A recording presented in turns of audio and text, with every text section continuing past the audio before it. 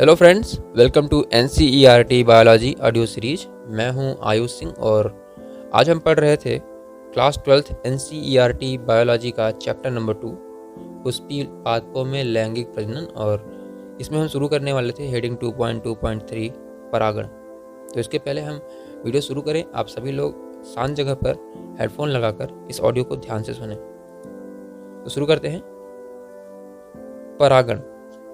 पूर्ववर्ती भाग में आप पढ़ चुके हैं कि पुष्पीय पादपों में नर एवं मादा युग्मक क्रमशः परागकण एवं भ्रूणकोश में पैदा होते हैं। चूंकि दोनों ही प्रकार के युग्मक अचल हैं, अतः निषेचन संपन्न होने के लिए दोनों को ही एक साथ लाना होता है। यह कैसे संपन्न हो? इस उद्देश्य की प्राप्ति के लिए परागण एक प्रक्रम है। परागकणों यानी परागकोश से झड़ने के पश्चात का स्त्री केसर के वर्तिकाग्र तक स्थानांतरण या संचारण को परागण कहा जाता है।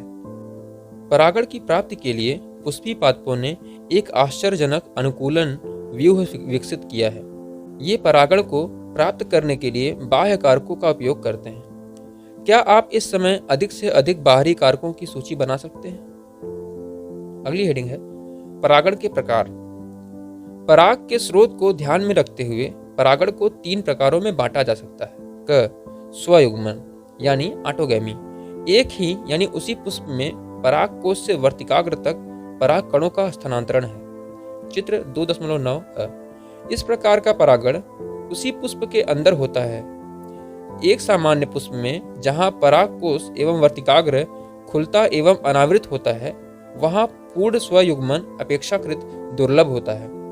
इस प्रकार के पुष्पों में स्वयुग्मन के लिए पराग एवं वर्तिकाग्र की विमुक्ति के लिए क्रमशः समकालिकता की आवश्यकता होती है। इसके साथ ही पराग कोश एवं वर्तिकाग्र को एक दूसरे के पास अवस्थित होना चाहिए ताकि स्वपरागण संपन्न हो।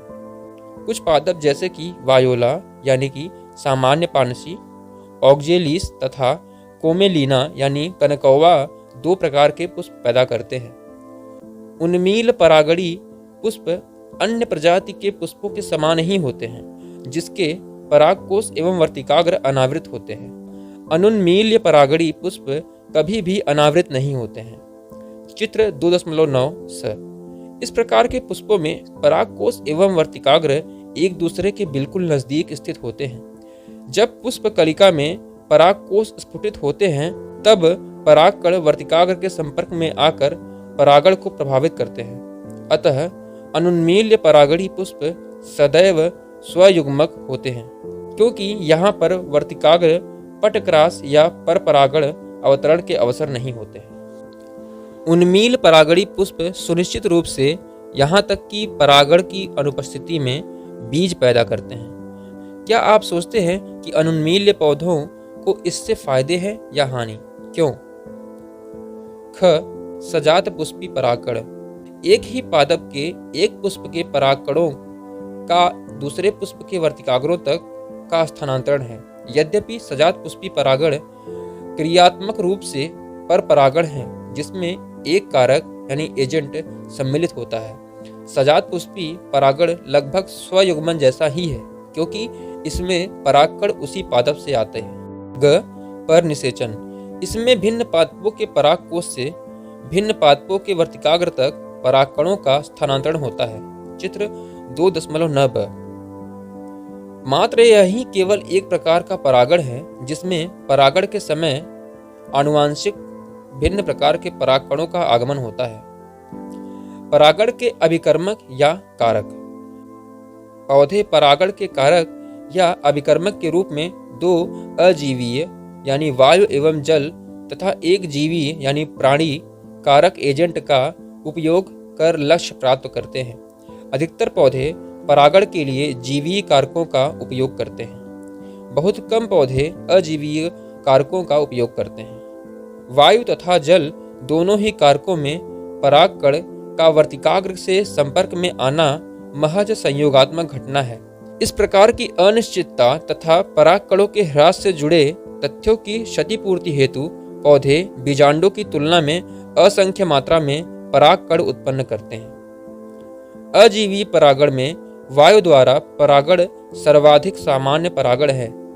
इसके साथ ही वायु परागण हेतु हल्के तथा चिपचिपाहट रहित परागकणों की जरूरत होती है ताकि वे हवा के झोंकों के साथ संचारित हो सकें। वे अक्सर बेहतर अनावृत पुंकेसर से युक्त होते हैं ताकि वे आसानी से हवा के बहाव में प्रसारित हो सकें तथा वृहद एवं प्रायः पिच्छवर्तिकाग्र युक्त होते हैं ताकि आसानी से वायु के उड़ते परागणों को आबद्ध किया जा सके।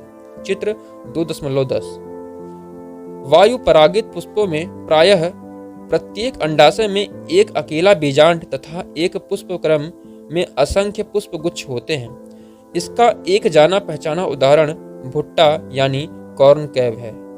आप जो फुंदने देखते हैं यानी टैसल देखते हैं वे कुछ और नहीं बल्कि वर्तिकाग्र और वर्तिका हैं जो हवा में झूमते हैं ताकि परागकणों को आसानी से पकड़ सकें। घासों में वायु परागण सर्वथा सामान्य है। पुष्पी पादपों में पानी द्वारा परागण काफी दुर्लभ है।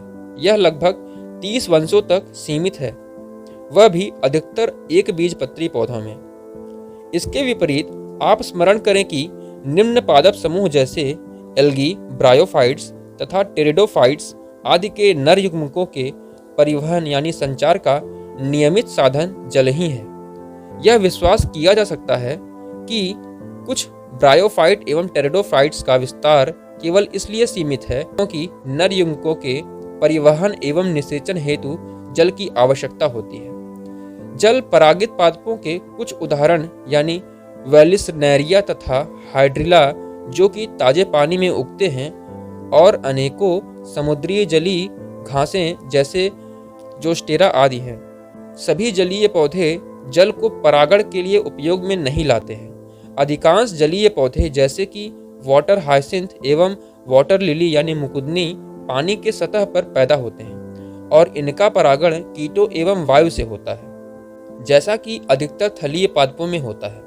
एक प्रकार के जलीय परागण में मादा पुष्प एक लंबे डंठल यानी वृंत द्वारा जल की सतह पर आ जाते हैं और नर पुष्प या परागण पानी की सतह पर अवमुक्त होकर आ जाते हैं। उदाहरणार्थ वेलिसनेरिया लंबे डंठल के साथ जल धाराओं में निष्क्रिय रूप से बहते रहते हैं। चित्र 2.11 इनमें से कुछ एक संयोगात्मक रूप से मादा पुष्प एवं वर्तिकाग्र तक पहुंच जाते हैं। एक अन्य समूह के जलीय परागण वाले पादपों जैसे कि समुद्री घासों सी ग्रासेस में मादा पुष्प जल के सतह के नीचे ही पानी में डूबा रहता है और पराग कणों को जल के अंदर ही अवमुक्त किया जाता है। प्रकार की बहुत सारी प्रजातियों के पराग कण लंबे फीते जैसे होते हैं तथा जल के भीतर निष्क्रिय रूप से बहते रहते हैं। इनमें से कुछ एक वर्तिकाग्र तक पहुंच जाते हैं और परागण पूरा होता है। जल परागित अधिकतर प्रजातियों में पराग कणों को पानी के भीतर गीले श्लेष्मक आवरण द्वारा संरक्षित रखा जाता है। वायु एवं जल परागित पुष्प न तो बहुत रंग युक्त होते हैं और न ही मकरंद पैदा करते हैं। इसका क्या कारण हो सकता है? अधिकतर पुष्पीय पादप परागण के लिए प्राणियों को परागण कर्मक या कारक के रूप में उपयोग करते हैं। मधुमक्खियां, भौरें, तितलियां, बर्र, चींटियां, सलभ या कीट, पक्षी यानी शंखखोरा तथा गुंजन पक्षी तथा चमगादड़ आदि सामान्य परागणीय अभिकर्मक हैं। प्राणियों में कीट पतंग विशेष रूप से मधुमक्खी प्रधान जीवीय परागण कर्मक है। यहाँ तक कि बड़े नर यानी कि वानरगण के प्राणी लीमर या लेम्यूर, वृक्षवासी शाखाचारी, कृंतक और यहाँ तक कि सरीसृप वर्ग गीको छिपकली तथा उपवन छिपकली भी कुछ प्रजाति के पादपों के परागण के लिए सक्रिय पाए गए हैं।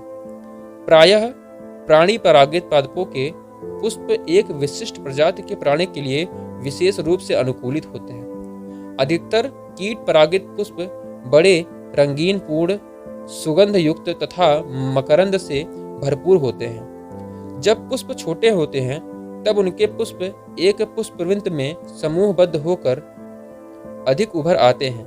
प्राणी रंगों एवं या अथवा सुगंध यानी महक के कारण पुष्पों की ओर आकर्षित होते हैं। मक्खियों एवं बीटलों से परागणित होने वाले पुष्प मलिन गंध स्रावित करते हैं जिससे ये प्राणी आकर्षित होते हैं। प्राणियों से भेंट जारी रखने के लिए पुष्पों को कुछ लाभ या पारितोषिक उपलब्ध कराना होता है। मकरंद और परागकण फूलों द्वारा प्रदत्त आम पारितोषिक है। इस पारितोषिकों को पाने के लिए प्राणी आगंतुकों को परागकोश तथा वर्तिकाग्र के संपर्क में आना पड़ता है। प्राणी के शरीर पर परागकणों का एक आवरण सा चढ़ जाता है जो प्राणी परागित फूलों में प्रायः चिपचिपा होता है। जब परागकणों से लिप्त प्राणी वर्तिकाग्र के संपर्क में आता है तो यह परागण पूरा करता है। कुछ पुष्प प्रजातियों में यह पुरस्कार अंडा देने की सुरक्षित जगह के रूप में होता है। एक उदाहरण एमोर्फोफेलस का लंबोत्तर पुष्प। ठीक ऐसा ही एक सहसंबंध शलभ की एक प्रजाति और यूका पादप के बीच होता है, जहां दोनों ही प्रजाति शलभ एवं पादप बिना एक दूसरे के बिना अपना जीवन चक्र नहीं पूरा कर सकते हैं। इसमें शलभ अपने अंडे पुष्प के अंडाशय के कोष्ठक में देती है, जबकि इसके बदले में वह शलभ द्वारा परागित होता है। शलभ का लार्वा अंड से बाहर तब आता है जब बीज विकसित होना प्रारंभ होता है। क्यों न आप निम्नलिखित पादपों या कोई भी जो उपलब्ध हो के पुष्पों का अवलोकन करें, जैसे खीरा, आम, पीपल, धनिया, पपीता, प्याज, लोबिया, कपास, तंबाकू, गुलाब, नींबू, यूकेलिप्टस, केला आदि। यह पता करने की कोशिश करें कि इन पुष्पों के पास कौन से प्राणी आते हैं और क्या वे परागण कर सकते हैं। आपको धैर्य के साथ कुछ दिनों तक भिन्न भिन्न समयों पर उन्हें देखना होगा। आप यह देखने की कोशिश करें कि क्या उस पुष्प तक आने वाली भ्रमणकारी प्राणी तथा एक पुष्प की विशिष्टता के बीच कोई सहसंबद्धता है या नहीं। परागकोश एवं वर्तिकाग्र के संपर्क में आने वाले भ्रमणकर्ता प्राणी का ध्यानपूर्वक अवलोकन करें जो परागण को पूरा करता है। बहुत सारे कीट या भ्रमणकर्ता बिना परागण किए पराग या मकरकंद का भक्षण कर लेते हैं। अतः ऐसे आगंतुकों या भ्रमणकारियों को पराग या मकरंद दस्यु के रूप में संदर्भित किया जाता है। आप शायद परागणकारियों को पहचान सकें या न पहचान सकें, पर आप निश्चित रूप से अपने प्रयास में आनंद प्राप्त करेंगे।